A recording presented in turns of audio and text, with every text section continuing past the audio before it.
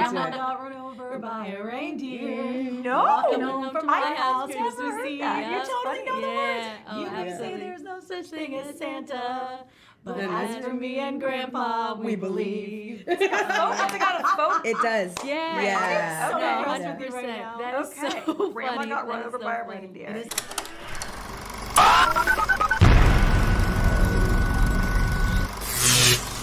Hi, I'm Kristen Maldonado from Pop Culture Planet. I gotta say, guys, you all dealt with my holiday nightmare, which is seeing people from high school and middle school again. Yes, you know?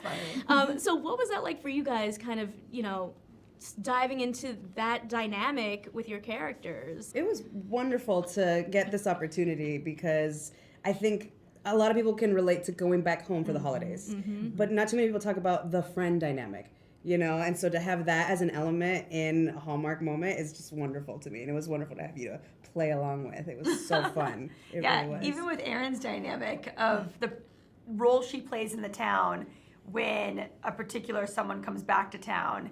And it's interesting, like we touch on all different types of awkwardness between all of our relationships and rekindling, not even in a romantic way, but just in seeing someone you haven't seen in a while. There's a lot of dynamics there. Thank you, Holland. That was great. I was like, that is correct. Yes. Yeah, it's Ian quite funny. Harding. Ian Harding comes back. Yeah, the layers y'all brought to that. He's y'all's great. first interaction in the show. It was all on the page, and then Ian. All I had to do was just stand there. Yeah. Essentially, in a cop uniform. I love you guys' storylines because you guys really dig into like the deep family elements. I feel like, you guys playing sisters, your character trying to be their most authentic self with their grandmother. And I'd love to hear how you sort of like dove into those elements and if you were able to take anything from your own personal lives when you were crafting your characters. I think that's just life, right? So like delving into like the slightly ugly, kind of messy, weird, not always comfortable feelings, that's life, right? Like we all have that and we're all so used to that, especially during the holidays, if I'm being honest. But it brings up a lot of those feelings that are like super natural and super normal. And I think it's just so amazing to see them in a Hallmark series and to be able to really like dig into them and like explore sort of the messier side of life. Yeah, I think I played Ted. That's been established. I know I did. That's your soundbite. That's your soundbite. Communication in my family is very similar to what Ted goes through. There's a lot of assumptions being made, and we're usually wrong, and I don't know why we continue to do that. We have issues communicating, like me with my parents, me with my brothers, always, every direction. And I don't know why that is. I think it's easier to just assume, like, oh, no, they're not going to want that. And then they do.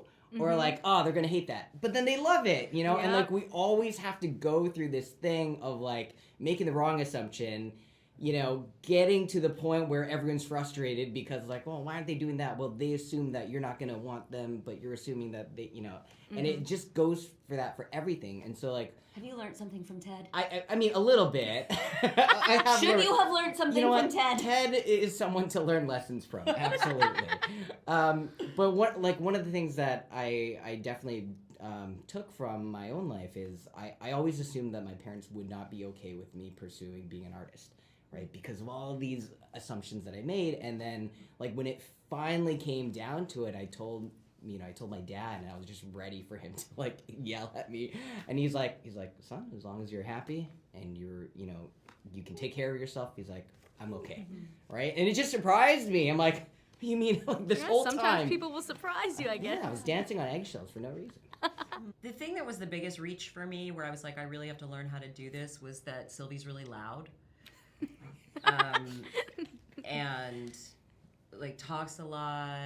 And she's happy. She's more like Ted in real life. yeah. Like this is even loud for me right now, and it was hard.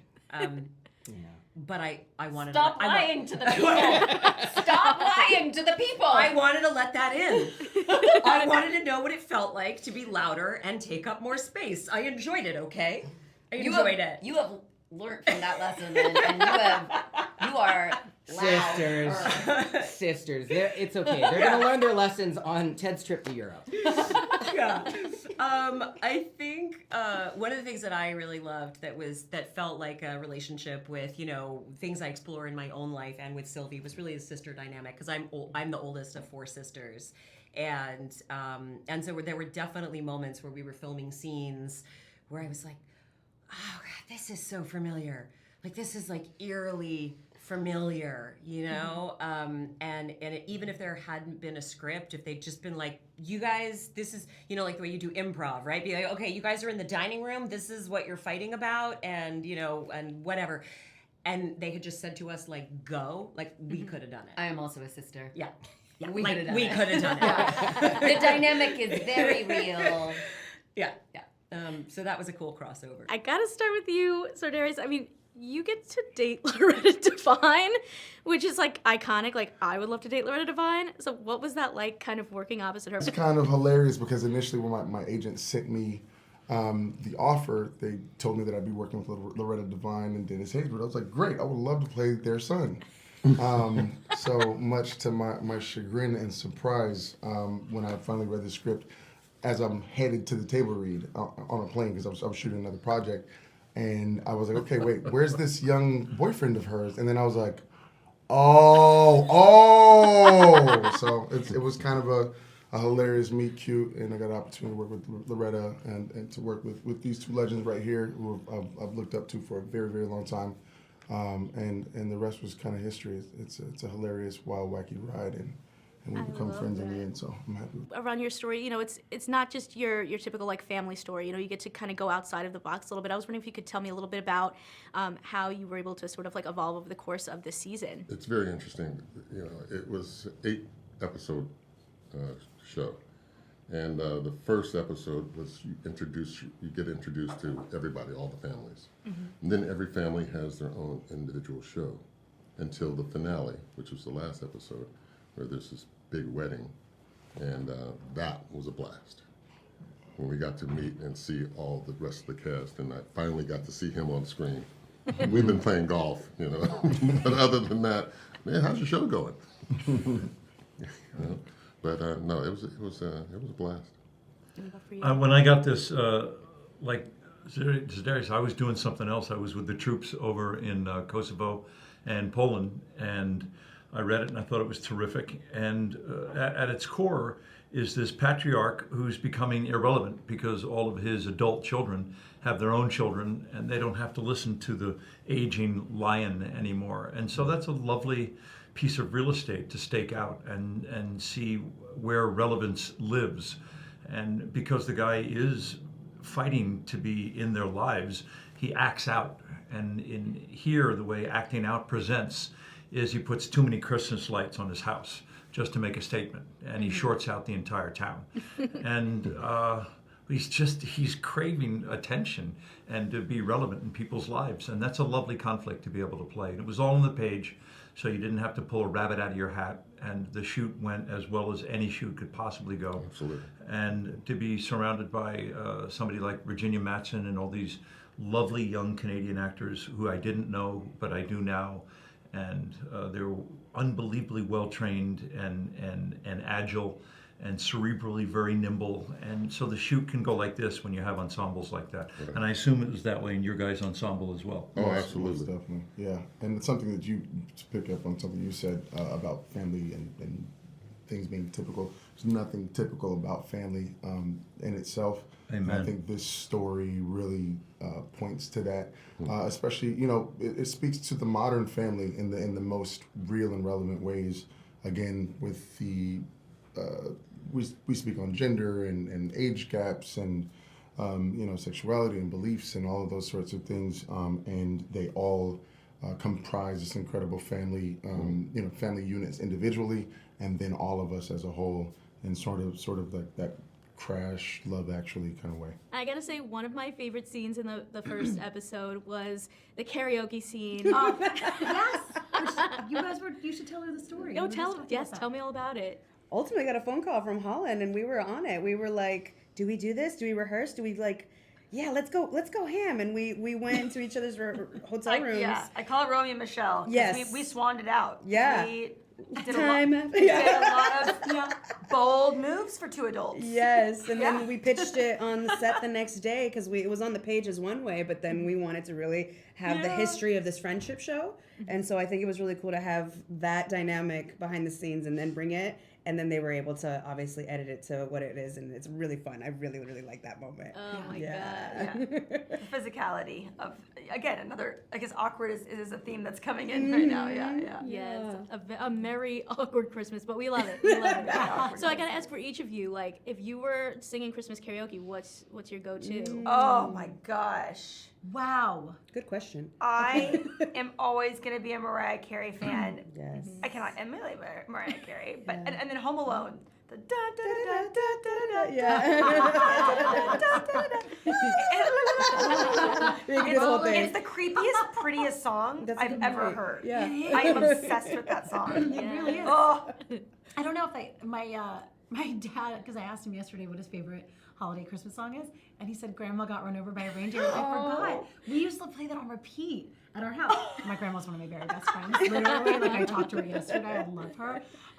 But when he said that, I was like, right. It was always on at Christmas at our house. Nice. that's funny. Oh, I I've never love heard that. that song. What? What is it? How does it go? Oh, I'm still playing it for you later. Oh yeah, we're listening Grandma to it. got run over by a reindeer. No. Walking home from my house, I've never Christmas heard Eve. that. You That's totally funny. know the words. Yeah. Oh, You absolutely. say there's no such thing as Santa, but Then as for me and Grandpa, we believe. It's like a folk. It does. Yeah. Yeah. So Okay. impressed with you right now. That is Okay. so Grandma funny. got run That is over so by a funny. reindeer. It is old school. For me, it's got to be Feliz Navidad because I feel Oh, seen. yes. And then if we go deeper into the culture, it's burrito sabanero. Con mi burrito sabanero.